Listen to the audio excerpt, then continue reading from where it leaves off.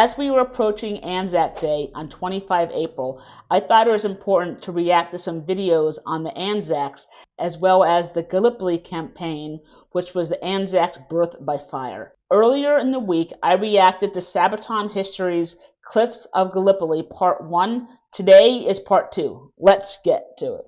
I'm neidell. And I'm Per from Sabaton, and this is Sabaton History.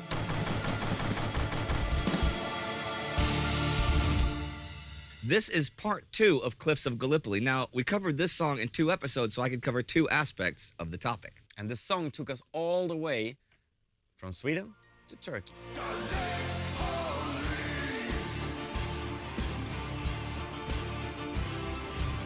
The initial Gallipoli landings, which we covered in part 1, had been both a tactical and strategic failure. The Allied troops held onto their beachheads and had managed to conquer a few ridges and hills around the landing sites, but that was nothing compared to the objectives set for them. The invasion plans were far too ambitious and were based on the belief that the Ottomans would be easy enemies to defeat. Which makes no sense because they were, after all, defending their home country. By May, the Allies should have cleared the whole peninsula. Instead, the Ottomans had the advantage, and they brought in reinforcements, machine guns and howitzers, while fortifying the higher ground. German General Liman von Sanders had had time to read the reports of his Turkish officers and commit his reserves. And although their localized counterattacks were stopped by the invaders, it was clear that they would not just sit and remain passive forever. On the night of May 19th, the Ottomans gathered a large force of fresh reinforcements from Constantinople and Smyrna under Esad Pasha. Thousands of cheerful young men, praying for God's help, went over the top towards the enemy. But the ANZACs facing them had been well aware of the build-up to the attack. As daylight broke, 10,000 casualties littered the narrow fields of no man's land, piled on top of one another. Like everywhere in this war, the firepower of entrenched machine guns and determined riflemen had created an impassable wall. And the Ottomans learned a lesson by blood. Never again here would they try to attack on such a large scale, and instead would focus on smaller skirmishes, raids, and their relentless snipers. I'm loving this music, and I will go ahead and link my reaction to the music video or the lyric video at the very end. Soon, the stench of rotting flesh in the summer's heat was too much to bear. A short armistice was arranged, and men from both sides went onto the battlefield to bury the dead.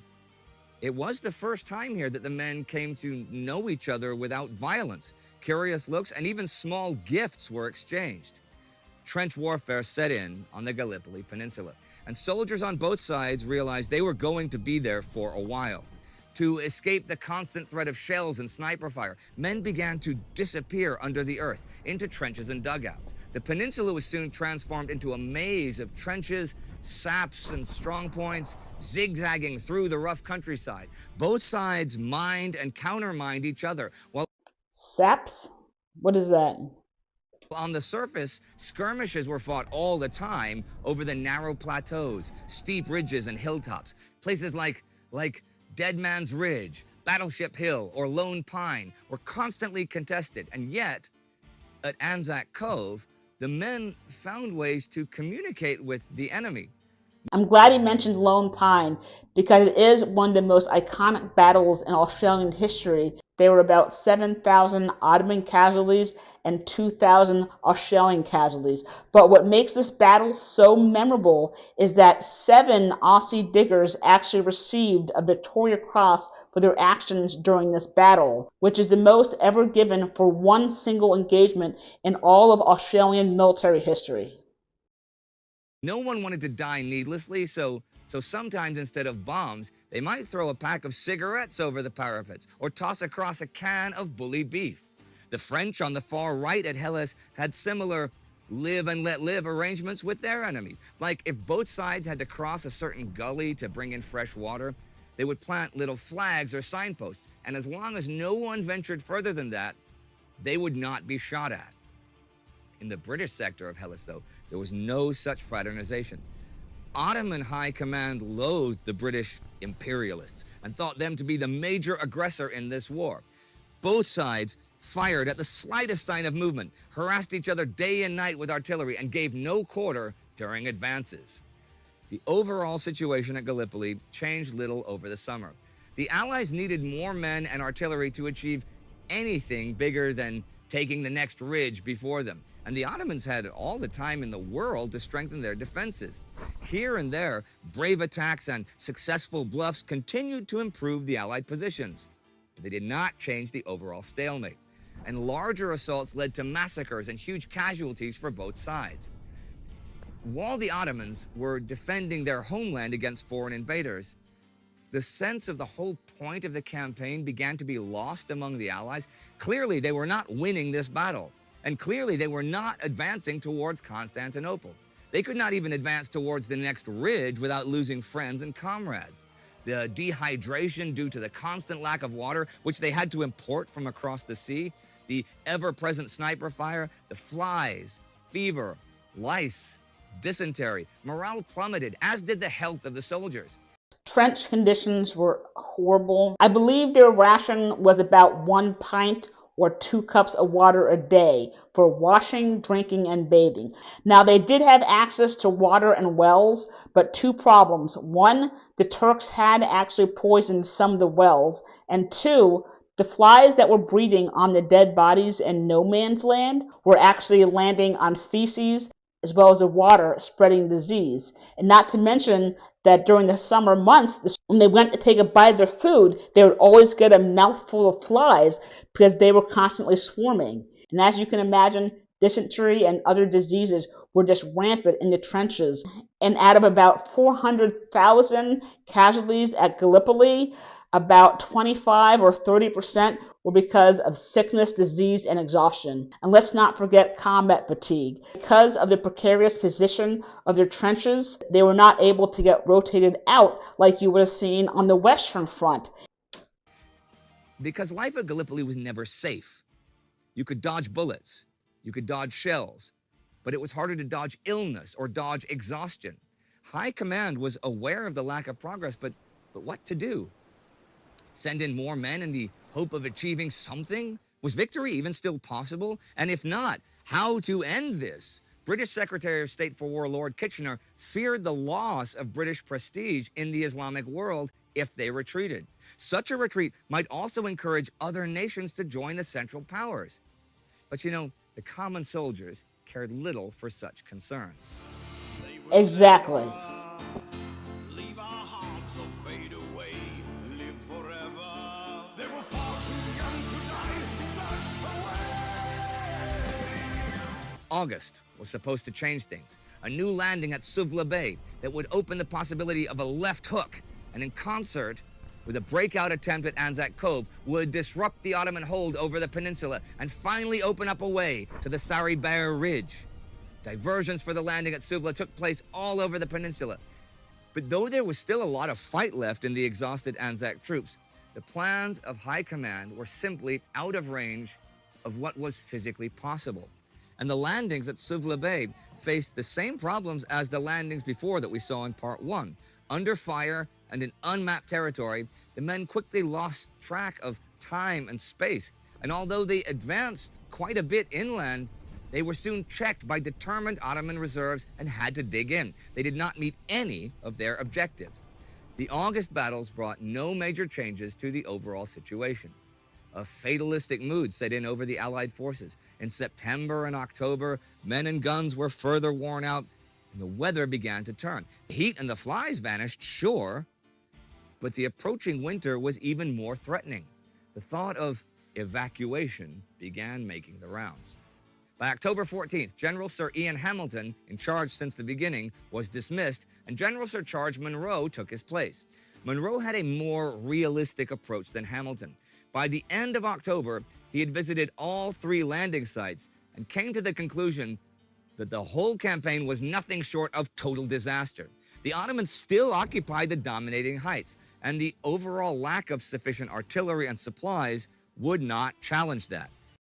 Who fired Sir Ian Hamilton, and why did it take so long for him to actually be dismissed? That's what I want to know. He telegraphed his opinions back to Kitchener, but Kitchener didn't believe him and went to see for himself. And yeah, Kitchener could barely hide his shock over the whole situation either. By the end of November, the War Committee had approved the evacuation. Problem was that this is easier said than done. Immediate evacuation would result in a massacre if the Ottomans caught them halfway through, but with winter approaching, they could not wait for long. The temperatures dropped significantly. Heavy rain poured in from the heights down into the trenches. Cold winds from the sea hit the exposed troops. Frostbite grew rampant. They also suffered from trench foot. Although the Ottoman soldiers were in the same boat, they at least had a short supply chain, bolstered by gifts of things like winter clothing from the people of Constantinople. The only real option for the Allies was to evacuate without the Ottomans realizing it. The plan was that they would lull the Ottomans by reducing activities to a minimum. The ANZACs and the 80,000 men at Suvla Bay were first. As they stopped responding to the enemy's shelling, the Ottomans came forward, but were met with rifle fire. As this was repeated, the Ottomans got used to the silence. The evacuation was the best planned and best executed action of the entire campaign. I believe it was the ANZACs who came up with the self-firing rifles. They rigged up rifles with buckets of water, so as the water is dripping, it would eventually pull on the trigger, causing it to fire, which confused the Turks. It was a brilliant tactic. Over weeks, the Allied lines were gradually thinned out until only a screening force remained. Sappers began booby-trapping the trenches, supply stores, and dugouts with tripwire explosives. On the night of December 18th, the final evacuation began. The Ottomans suspected nothing and, in fact, were only alerted by the fire and explosions as the last men set the fuses. The evacuation was a masterpiece in planning and execution. But what about Hellas? Now that the Ottomans knew what was up, could they be fooled again? By diverse patterns of counterfire, periods of silence, they gave the Ottomans a false sense of activity until January 8th, when the evacuation of Hellas finally began. The last men in the trenches were almost crazy with nerves, because if the Ottomans had sniffed out their little trick, they could easily overrun the beaches. But the night remained silent. Everything that could not be brought away was booby-trapped or destroyed. It was not until the last British soldiers had left the beaches that the first Ottoman patrols caught wind of the evacuation. The evacuations were complete successes. The entire evacuation was so successful that they lost no soldiers, and I think only 6 were actually wounded. The full story of this battle, the Dardanelles, is clad in many tales and legends, which I encourage you to look up for yourself. But it had some lasting effects, even long beyond the war. For the Australians and New Zealanders, the ANZACs, the fight for Gallipoli grew into a part of their national identity. It was their baptism in fire and the beginning of a unique legacy separate from Britain and the British Empire. And for the Turks, the battle actually served to form a bond of friendship between those former enemies. They shared the same feelings of pride and valor, sacrifice and loss.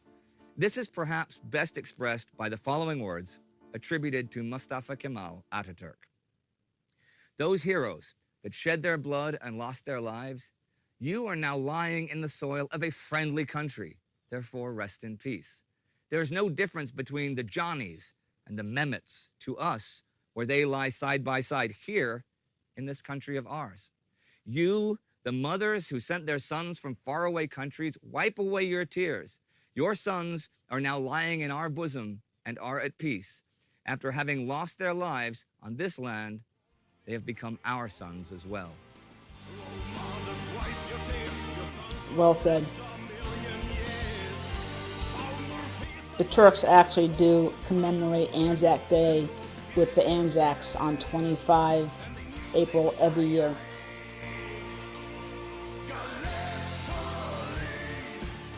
If you enjoyed this video, I would really appreciate a like, comment, or share. Thank you.